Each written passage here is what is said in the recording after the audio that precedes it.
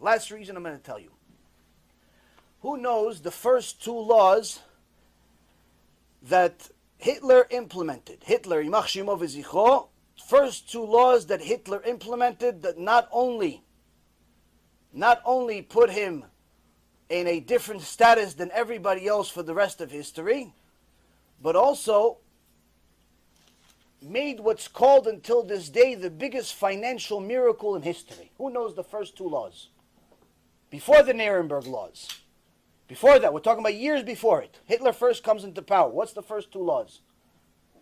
Okay, I'll save you the time. Rule number one, no more pornography. No more homosexuality. None of that garbage. Not allowed. Berlin, in the 30s, in the 20s, was the Sodom and Gomorrah of the day. They were the Las Vegas of the day. They were the Sodom and Gomorrah of the day.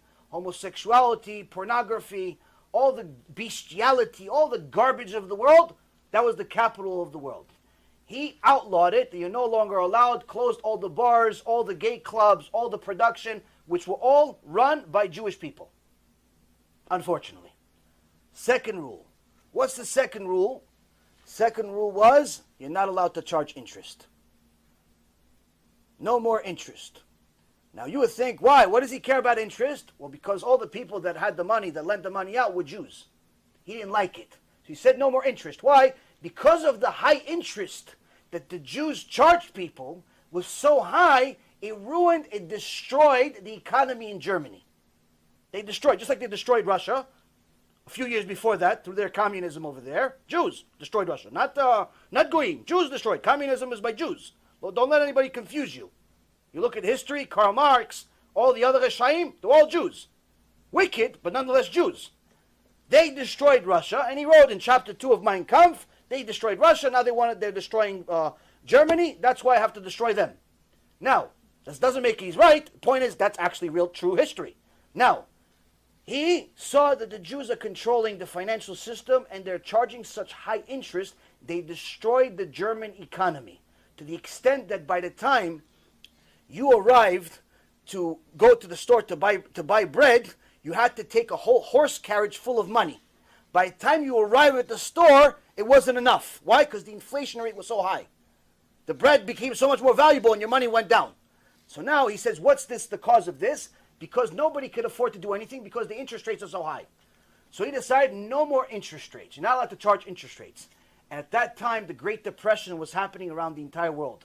Everyone was in a financial collapse. America was a financial collapse. England was a financial collapse. Everybody else was collapsing. Germany collapsed worse than everybody else. But after he passed this law of no more interest, within 6 years, Germany became the leading, wealthiest economy in the world.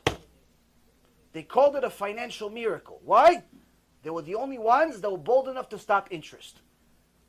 This is one of the biggest reasons of why he hated Jews. Because they destroyed the economy because of their greed. Rabotai, it's not making them right. Don't let this confuse you. But this is happening again. The cash advance business right now is destroying the economy in America. Why? Because all of the people that are defaulting, all of the people that are being stolen from, guess who they are? Small businesses. Small businesses are what build economies, not big businesses. Coca-Cola, Apple, Google, Amazon, all those big companies, they're good for business, but they're not the economy. What makes an economy, what makes an economy prosper, is when there's small businesses starting and small businesses flourishing, because they are the ones that actually hire the most amount of people. If you have small business grow, your economy grows. You have small business decline, your economy declines. I was in the financial business for 20 years. This is one thing you can't challenge. Now, when you have an industry that their number one objective, directly or indirectly, is to destroy small businesses, guess what? This is happening again. And you'll see, if nobody listens to me, nobody listens to the Torah, nobody listens to history, and everybody ignores it, this is going to be a huge blow-up to the extent where you can see how Edom, just like the Torah says, Edom is going to come back again, Edom becomes America. Edom becomes America. Why? Because America is Edom, after all. But you'll see what happens. And you'll see that all of a sudden the 6 million Jews that are in America, that feel comfortable, that are sometimes in government, that are sometimes in politics, that are running big businesses, and so on and so forth. Guess what? Same exact thing happened in Germany. We were in politics, we were in business, we were prospering, we were great. In Germany, same exact thing. In Greece, same thing. In Rome, same thing. In Egypt, same thing. But guess what? We get greedy, we get sinful, we become Reshaim. What happens? Hashem says, oh, you want to be Reshaim? I'll punish you. With what? With the same goy that you wanted to become like. And this, Rabotai, is what's happening under our noses. And unfortunately, this, I don't know whether the Gdolim that we have in this world today are unaware or nonchalant. I'm not really sure. All I can tell you is, I've had in my career 5 times, 5, maybe 6 times, where I had a aha moment. Meaning, I saw something, to me was clear as day.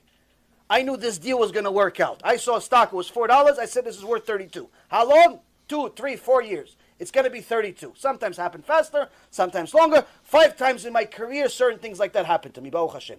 This, for sure, is an aha moment. Unless the government actually, by Chazdei Hashem, by mercy of Hashem, interferes with that industry and completely ruins it, we will see a Holocaust starting from this business. So let me explain to you. I'm an honest person, so I don't beat around the bush. I'm going to tell you things as they are. I was on Wall Street for 16 years. I had my own firm.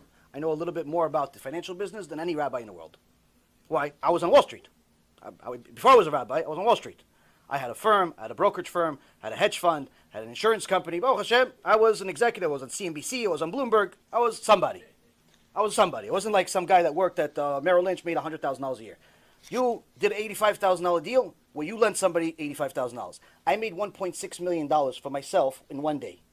So there's a little bit of experience that came with it to get to that point.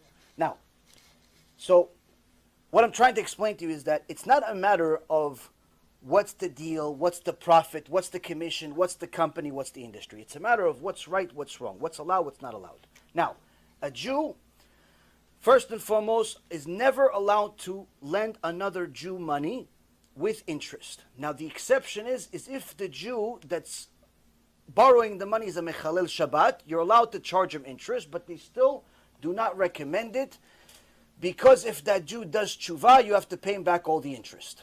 But needless to say, you're not allowed to lend the average Jew that keeps Shabbat money and charge him interest. That's rule number 1. So that means that any Jew that you deal with, even if you don't know he's a Jew, which most likely you'll run into, because sometimes John Cohen is a Jew, John Cohen is not a Jew. So you're not really going to know. It's not on the application to say, Mr. John, are you a Jew or not? You're not allowed, because you'll put you in jail. So you don't know if he's a Jew or not. So that means that every day you have a 50-50 chance of losing Olam Haba. Every day. Who wants to be in such a business? That's number 1. Number 2, even if you only deal with goyim, you're still not allowed to do something called usury. Usury is overcharging and lending money in such a way, or doing business in such a way where it hurts the public. When you charge somebody an interest that is drastically above the norm being bank rates, regular bank rates, and what's legally allowed according to the law, when you charge them such an interest rate that it becomes very difficult, to the extent of almost impossible for the average person to pay it back, you are now in a business where you're taking advantage of people. If he can go to Wells Fargo and get the same loan for 8%, and you're charging him 80%, it doesn't matter that you're not 300%. Even if the average was 8 and you were 15, you are in a problem. Even if the average was 8 and you are 30, you are in a problem. It doesn't have to be 300. 300 just means you're just a psychopath. 80% is still highway robbery. 80% is still against halacha. Still not allowed to do it even for goyim.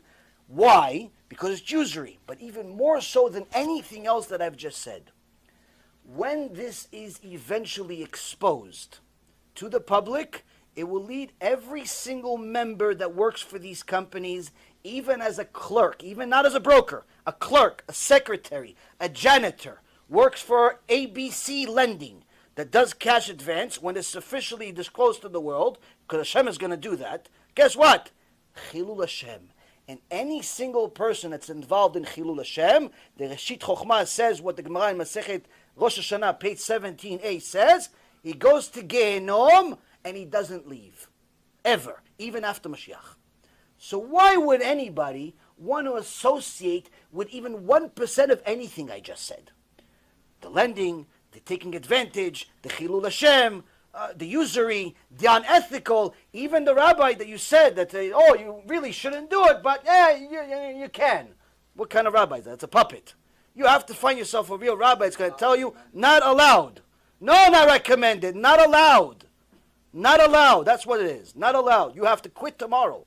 Go, how about this? Do yourself a favor. Go on Bloomberg.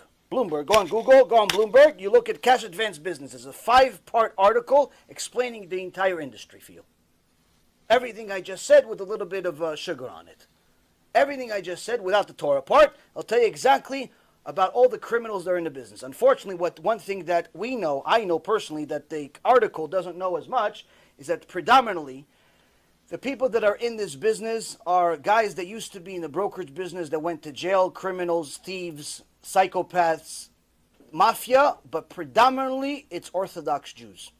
Predominantly it's Orthodox Jews funding it, selling it, and you have even yeshiva kids that have no skills whatsoever going into that business and starting to make $10,000, $20,000 a month without even knowing what to do. Why?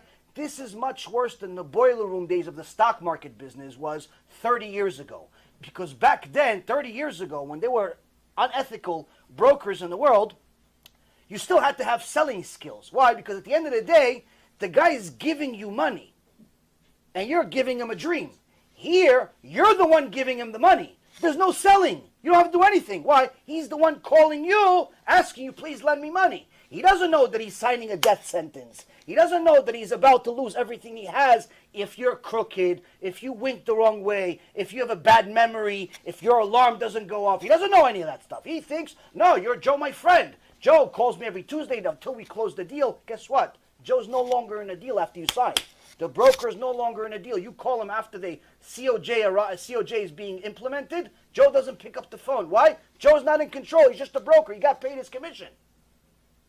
Rabotai, if you are in this business, if you know somebody in this business, and you don't hate them, and you don't hate yourself, you have to send them what I just said, and you have to get them out of that business no matter what you have to do. If you love Jews, you have to let people know this is going to bring an ason to Am Yisrael. It's going to bring a disaster to Am Yisrael. It's going to bring a disaster no different than the Holocaust.